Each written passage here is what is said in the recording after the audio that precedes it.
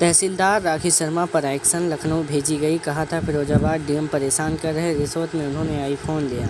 फिरोजाबाद में डीएम रमेश रंजन पर रिश्वत का आरोप लगाने वाली टुंडला की तहसीलदार राखी शर्मा पर शासन ने एक बड़ी कार्रवाई की है। उन्हें तत्काल प्रभाव से राजस्व परिषद मुख्यालय लखनऊ अटैच कर दिया गया है।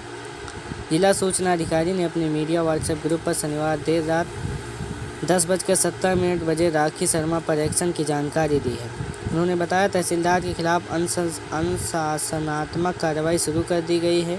इसके साथ ही उस विवादित जमीन मामले की उच्च स्तरीय जांच के आदेश भी जारी किए गए हैं, जिस पर कब्जे को लेकर कलेक्ट्रेट कर्मचारियों पर लगे आरोपों की जांच राखी शर्मा ने की थी। इस प्रकरण की जांच अब मंडलायुक्त लखनऊ विजय विश्वास पंत करेंगे।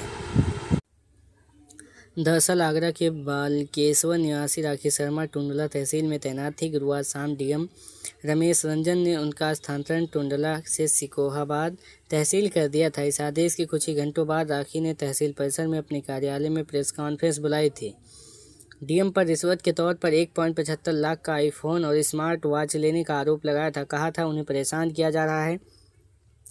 उन्होंने सीएम योगी से मामले की जांच की मांग की थी, लेकिन हुआ कुछ नहीं। पूरे मामला सिलसिलेवार तरीके से समझ लीजिए। मूल रूप से आगरा की रहने वाली राखी शर्मा 4 सितंबर 2024 से टुंडला तहसील में कार्यरत हैं। वह सरकारी गेस्ट हाउस में अकेली रहती हैं। 16 अप्रैल को ट्रांसफ़र के आदेश जारी होने के बाद महिला अफसर ने सीएम योगी के नाम एक वीडियो जारी किया, जिसमें उन्होंने डीएम रमेश रंजन पर गंभीर आरोप लगाए और न्याय की गुहार लगाई।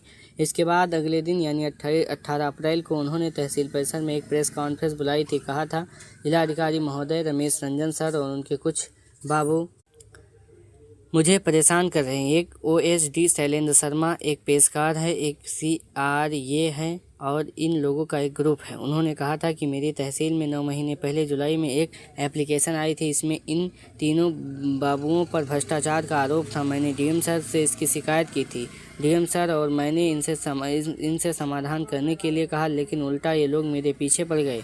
इन लोगों ने डीएम सर को मिसगाइड किया और 8 महीने तक मेरी सैलरी रुकवा दी। इसके बाद बिना मेरा पक्ष सुने एक तरफा एडवायर सेंट्री दे दी गई।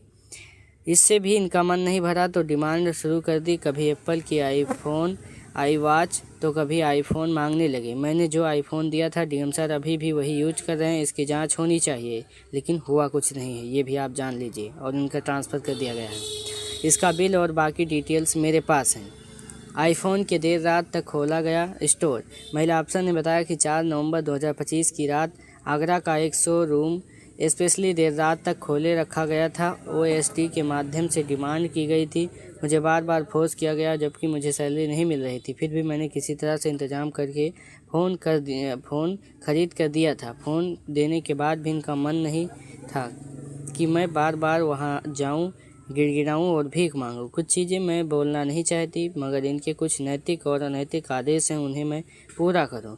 जो हो सकता था मैंने किया, जो नहीं हो सकता था वो नहीं किया। सैलरी न आने पर हाईकोर्ट गई। महिला अफसर ने बताया कि इसके बाद मैं इंतजार करती रही, अब आएगी सैलरी पर नहीं आई। परेशान होकर हाईकोर्ट में 26 फरवरी को रिट दायर की। 27 फरवरी को सर को पता चल गया तो रात में ट्रेजरी खुलवाकर मेरी सैलरी भेजी गई। इस बीच मुझे कैंप हाउस में बुलाया गया। वहां 2 घंटे तक बंदी बनाकर रखा गया। फोर्स किया गया कि अपनी याचिका वापस ले लूं। इस बात से आज तक नाराज हैं।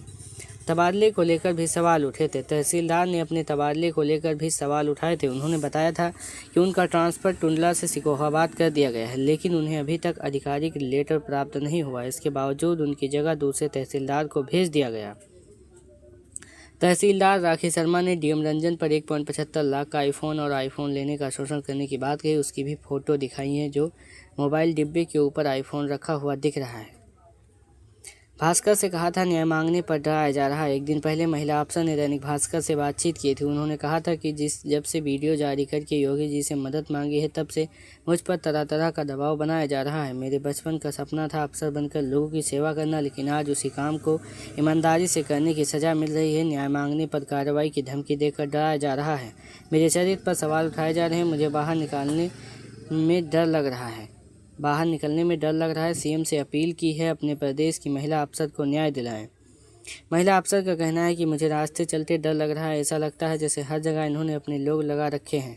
मैं सीएम से अपील करना चाहती हूं कि इस मामले को आप संज्ञान लीजिए, मुझे न्याय दिलाइए। डीएम जिले की सुप्रीम पावर होती है, कोई भी उनके खिलाफ बोलने को तैयार नहीं होगा। उन्होंने कहा था कि जिले में करोड़ों के जमीन घोटाले करने वाले बाबू मेरे खिलाफ कैंपेन चला रहे हैं।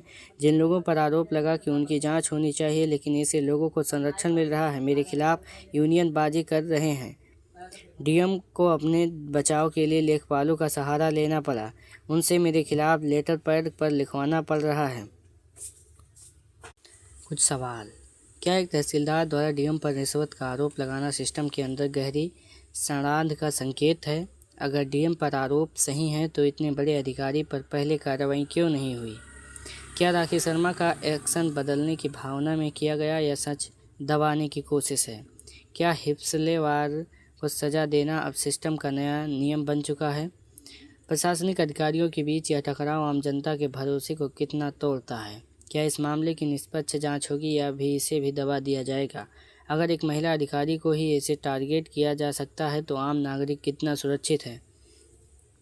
क्या यह मामला भ्रष्टाचार के बड़े नेटवर्क की ओर इशारा करता है? सरकार इस पूरे विवाद में पारदर्शिता क्यों नहीं दिखा रही? क्या यह केस सिर्फ एक व्यक्ति का है या पूरे सिस्टम की पोल खोल रहा है?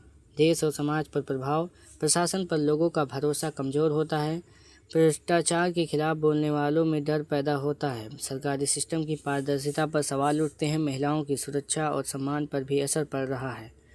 अगर ऐसा नहीं होता तो क्या बेहतर होता?